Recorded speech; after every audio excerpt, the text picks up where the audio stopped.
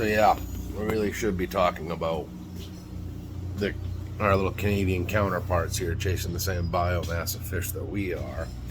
Now they're allowed to use a 5.2-inch square bag. Meanwhile, us U.S. fishermen are forced to use a haddock separator below the 4220 in order to use a 6-inch, which is 0.8 inches bigger than their 5.2 square, and that's if we use a haddock separator. Now, if we don't use the haddock separator, we have to go with a standard 6.5-inch bag. So, which is like what, 1.3 inches larger than our Canadian counterparts catching the same fish crossing an imaginary border. It's the same biomass. That means this fish could be on this side of the border and then decide it's on that side of the border. It's amazing. You know, fish don't know boundary lines, kind of like our government doesn't know our southern borders open. But, you know, just stupid. It's very stupid. And the fact of the matter is it's like we're saying we have subspecies of Gulf of Maine haddock versus Georges Bank haddock. Meanwhile, their own scientific studies said that the Gulf of Maine haddock is just runoff of juvenile haddock that have grown up and float off of the bank into the deeper water, because, you know, when fish get bigger, they go to deeper water, because that's kind of how it works. Like I said, that's why Maine's a nursery. Coastal waters, the inlets, the reservoirs, where do you think the small fish go to spawn? Come on. This isn't rocket science.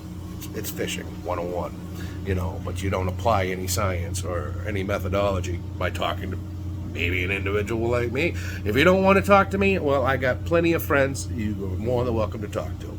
So, like I said, these things need to be addressed. The U.S. fisherman is getting screwed on every level you can imagine. You know, overfishing.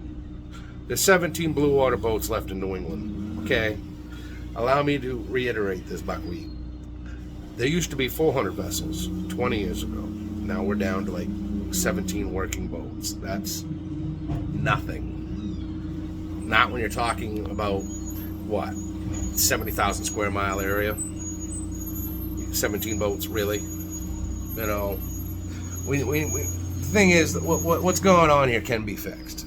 We can do accurate assessments. I know we could. I know that the working captains in the fleet are more than willing to put the time into the efforts. I mean, if you can buy a $54 million research boat and dredge a harbor for $2 million, and not to mention that boat burns, what, 5 times more fuel than probably a standard boat, on top of everything else, why wouldn't you? Odd, you know, people that actually tow a net around and actually chase fish.